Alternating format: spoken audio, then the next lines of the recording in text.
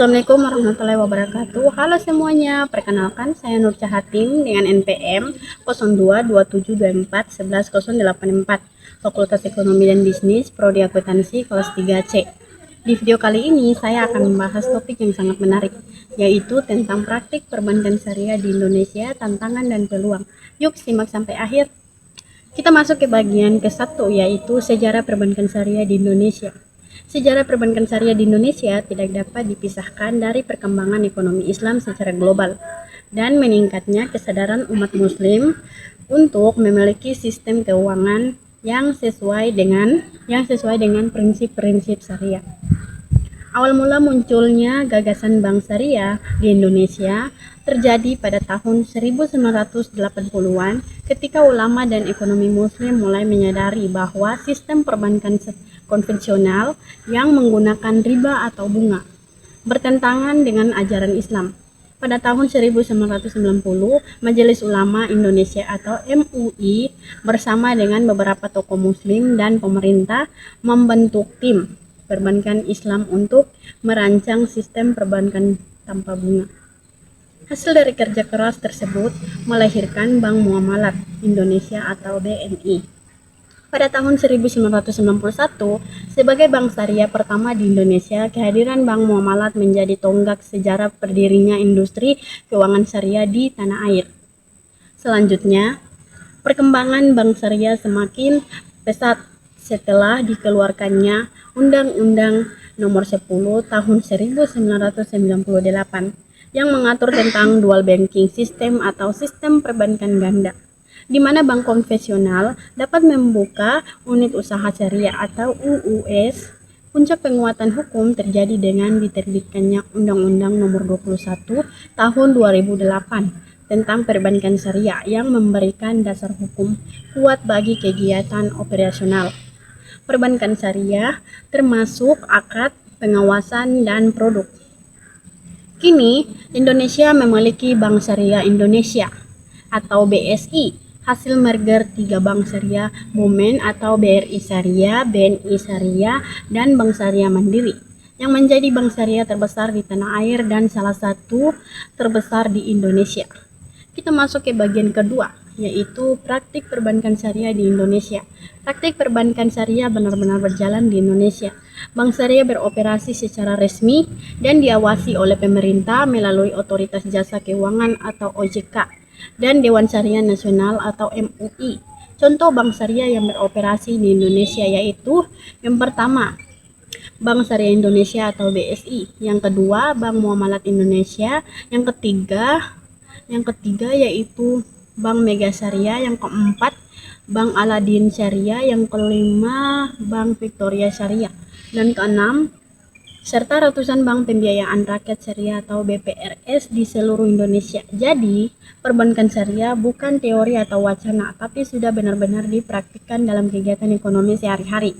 Contoh praktik sehari-hari di bank syariah yaitu jenis akad syariah. Contoh praktik di Indonesia.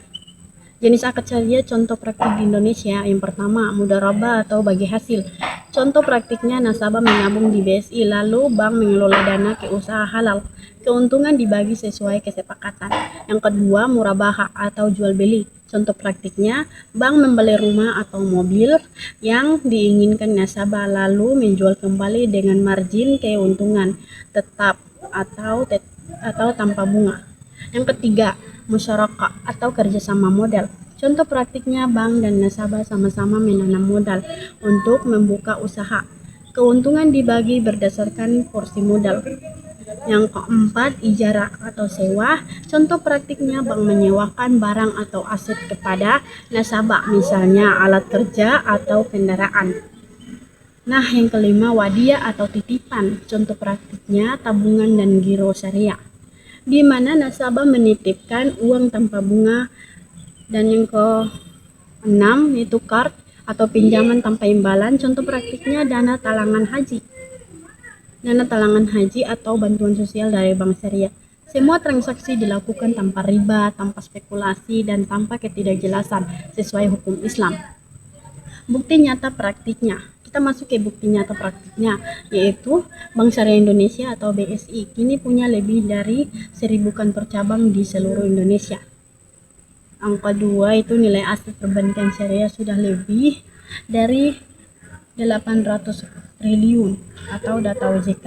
Banyak masyarakat menggunakan produk syariah, tabungan haji, KPR syariah, pembiayaan usaha mikro, hingga zakat digital. Pemerintah juga menerbitkan sukuk atau obligasi syariah untuk membiayai proyek pembangunan nasional.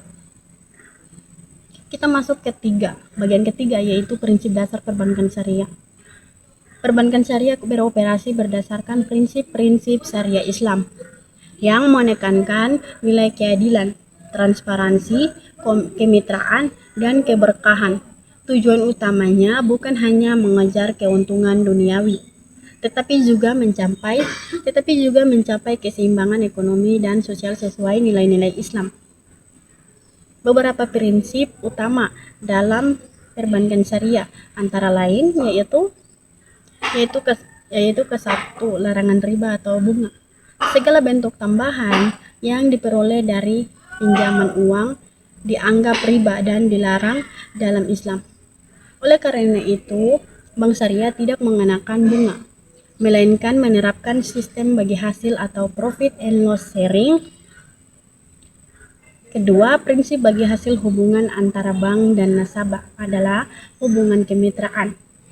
Keuntungan dan kerugian dibagi berdasarkan kesepakatan dan proporsi modal yang disertakan seperti pada akad mudharabah dan musyarakah.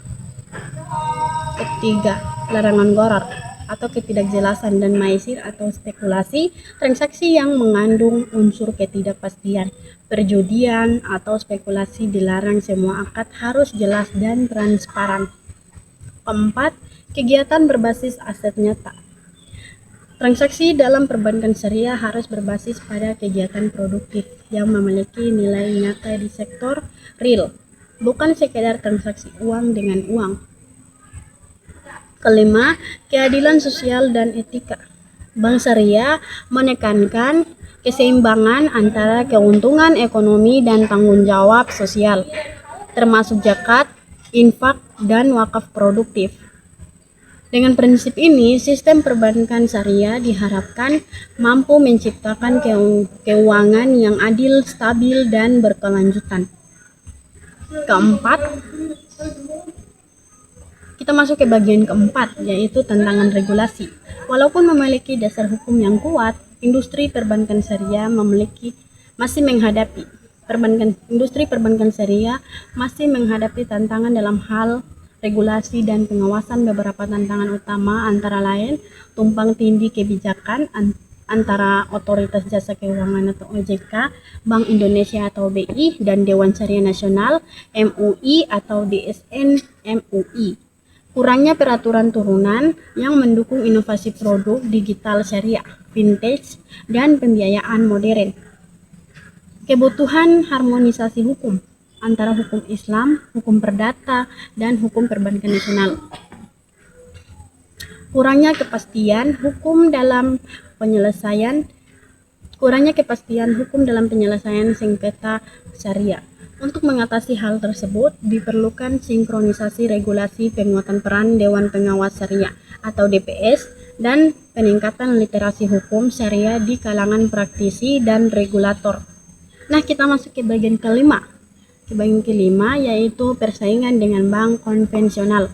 Bank syariah masih berada di bawah bayang-bayang bank konvensional yang lebih dahulu berdiri dan memiliki pangsa pasar besar. Tantangan utama dalam persaingan ini adalah skala aset dan modal yang lebih kecil dibandingkan bank konvensional besar. Keterbatasan jaringan dan infrastruktur. Persepsi masyarakat bahwa produk syariah lebih rumit atau tidak menguntungkan. Kurangnya promosi dan edukasi publik mengenai keunggulan sistem syariah. Namun, Bank Syariah memiliki keunggulan tersendiri, transaksi berdasarkan akad yang adil dan transparan.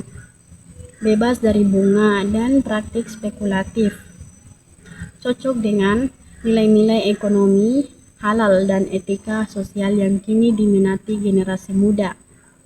Dengan strategi branding dan edukasi masyarakat, perbankan syariah berpeluang menjadi alternatif yang kuat dan dipercaya. Nah, kita masuk ke bagian ke-6, yaitu peluang pasar. Indonesia dengan populasi muslim lebih dari 87% dari total penduduk merupakan pasar potensial bagi perbankan syariah. Beberapa peluang yang dapat digarap antara lain yaitu: 1. Sektor UMKM. Banyak UMKM yang bergerak di bidang halal membutuhkan pembiayaan tanpa riba. Dan yang kedua, industri halal, pembiayaan sektor pariwisata halal, makanan dan minuman halal, serta fashion muslim memiliki potensi ekonomi tinggi. Yang ketiga, produk investasi syariah seperti sukuk, reksa dana syariah dan tabungan haji yang terus meningkat peminatnya. Keempat, digital banking dan vintage syariah. Generasi milenial dan Gen Z lebih menyukai layanan digital, membuka peluang bagi bank syariah untuk memperluas pasar melalui inovasi teknologi. Kita masuk ke bagian ke-7, yaitu inovasi produk. Inovasi adalah kunci pertumbuhan industri keuangan syariah agar tetap relevan dengan kebutuhan masyarakat modern. Contoh inovasi yang telah dilakukan yaitu: pertama, kartu pembiayaan syariah atau tanpa bunga. Kedua, produk tabungan dan pembiayaan digital. Ketiga, aplikasi mobile banking syariah dengan fitur zakat, wakaf, dan donasi sosial. Keempat, grant financing untuk proyek ramah lingkungan. Kelima, pembiayaan berbasis murabaha dan musyarakah mutanakisah untuk kepemilikan rumah.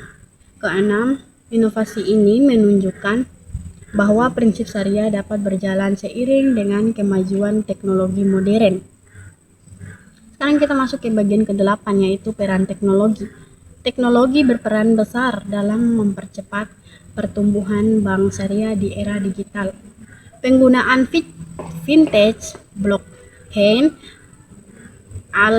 dan big data membuka peluang baru untuk meningkatkan efisiensi dan layanan nasabah. Contoh penerapan teknologi di bank syariah. Yang pertama yaitu digital onboarding, pembukaan rekening secara online. Kedua, e-payment dan kris syariah.